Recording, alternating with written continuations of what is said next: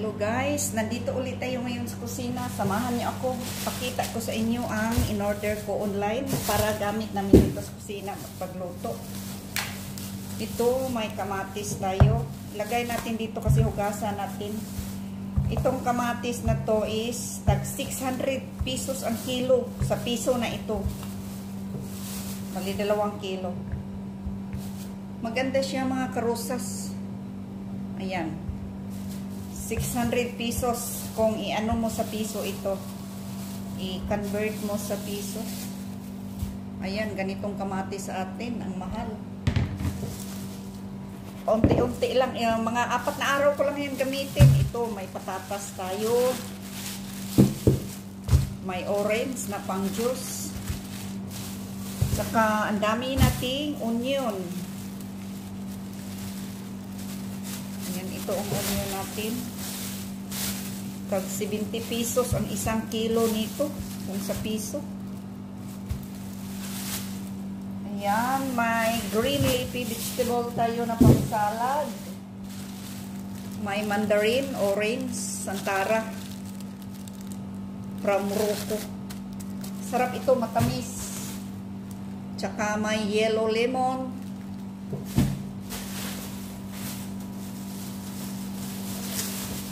Tsaka may malaki tayo na lettuce. Ang laki-laki. Ayan, ito. Maglinis tayo dito. Ayan, ito ng kamatis natin. Hindi pa ito hugasan. Maya kunti. Kasi nagpalamig pa ako ng tubig kasi medyo mainit pa ang tubig ngayon. Pero mas maigi na kaysa noon. Hindi na gaano mainit. Pero hindi maganda ihugas sa mga gulay. Kasi mawala ang pagka-presko. Ayan. Linisin natin ang pang-salad. Yung gerger. Pang-salad.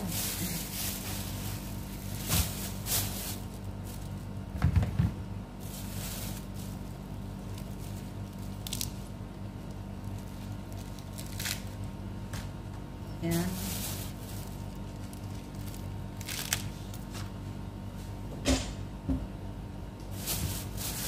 So, palamigin muna natin yung tubig.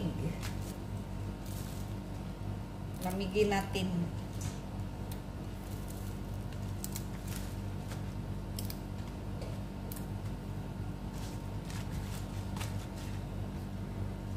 Ayan. So, kumusta na kayo mga kapwa ko OFW? Ingat kayo lagi, huwag magpagutom.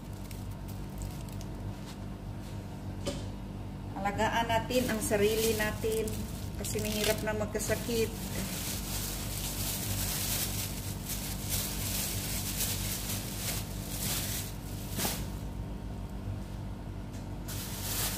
Kunti lang palang na-order ko. Akala ko marami. Kunti lang. Maliit yung mga dahon-dahon na gulay nila.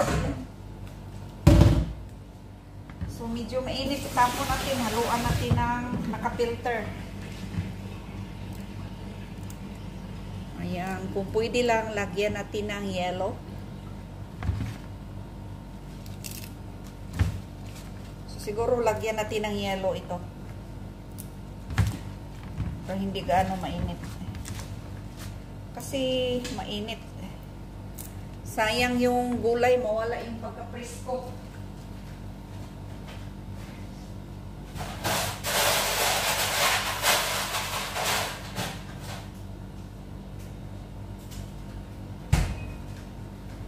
Ayan, lagyan natin ng yellow.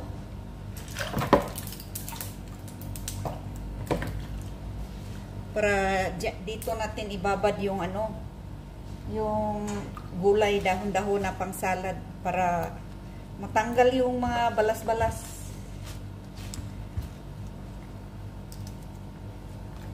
Ayan, maganda na, malamig na, hindi na mainit.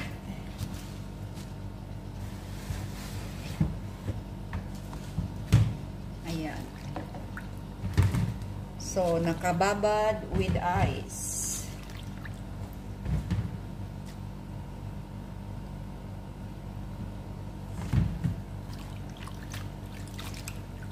Hindi masira. So, dito tayo sa isang gulay. Sa atin ito, para itong Alugbati. Pero hindi siya alugbati. Parang alugbati. Iwan ko anong tawag dito. Ito. Maganda siya. Preskong presko bago.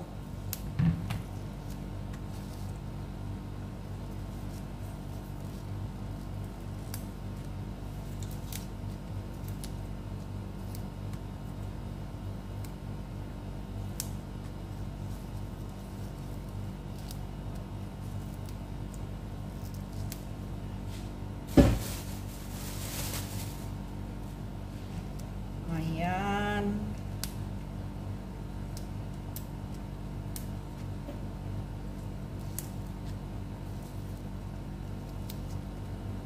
Mura lang ang mga dahon-dahon na gulay dito. Yung pang-salad, yung panghalo sa gulay. Panghalo sa niluto na karne. Kadalasan dito, hindi sila naglagay na yung mga dahon para sa mga karne na niluto.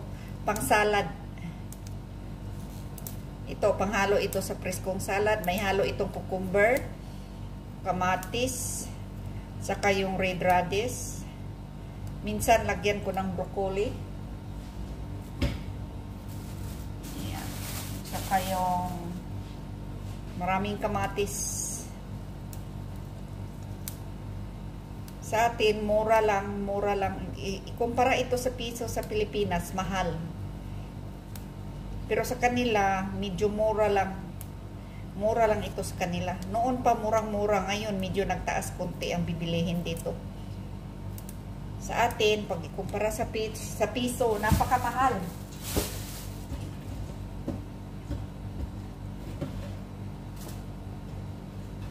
Pero masarap naman ang kamatis dito, malaki, hindi katulad sa atin.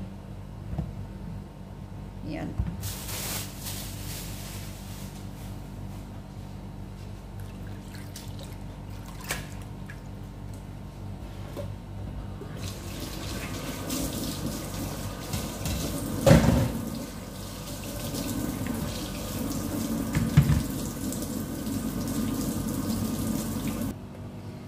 Ilagay muna natin ito dito.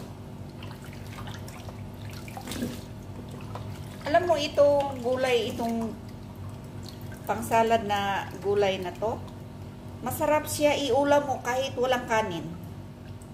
Walang kanin, sorry, kahit walang isda, kahit walang ulam, ito lang at saka kanin. Masarap ito kainin kahit kanin lang, wala kang ulam. Ganon pala, sorry guys, nalilito ng utak ko. Masarap ito, parang gawin mo siyang ulam.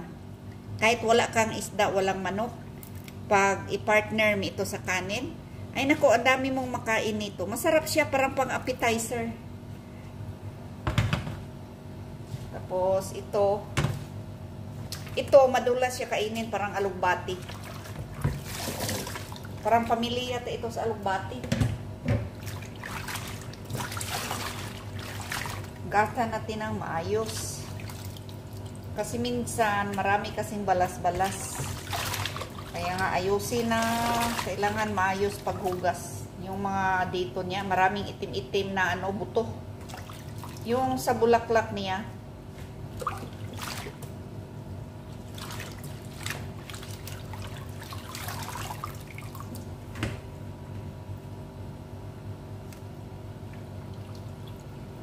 ayan.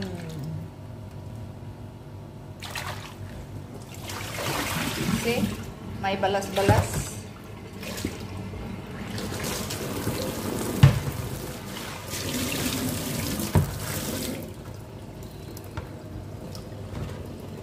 Ayan.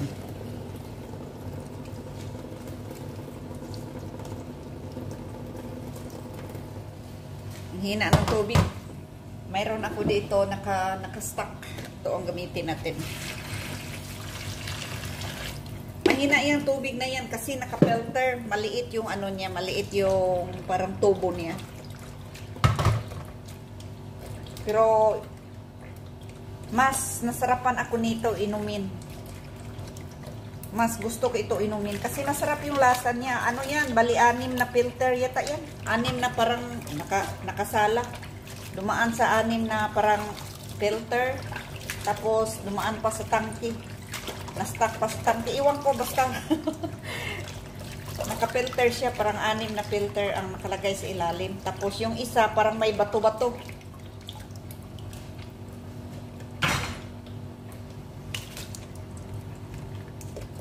Ito parang hindi na masyado mainit. Mainit pa rin.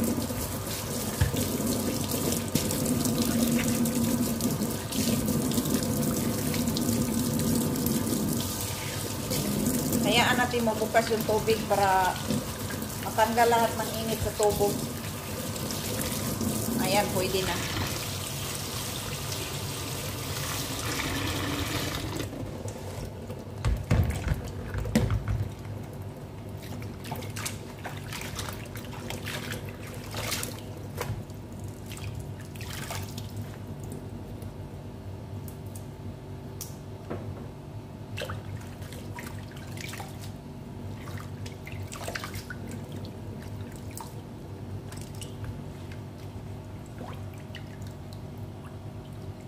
Kulang pa ito, dagdagan pa natin mamaya, magpalamig pa tayo ng tubig. Ito, okay lang itong kamatis kahit medyo mainit kunti.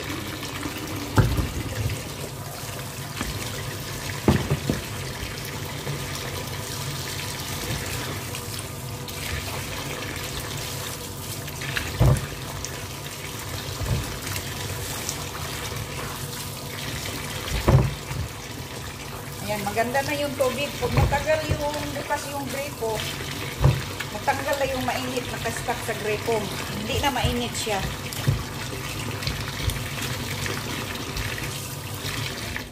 Ayan.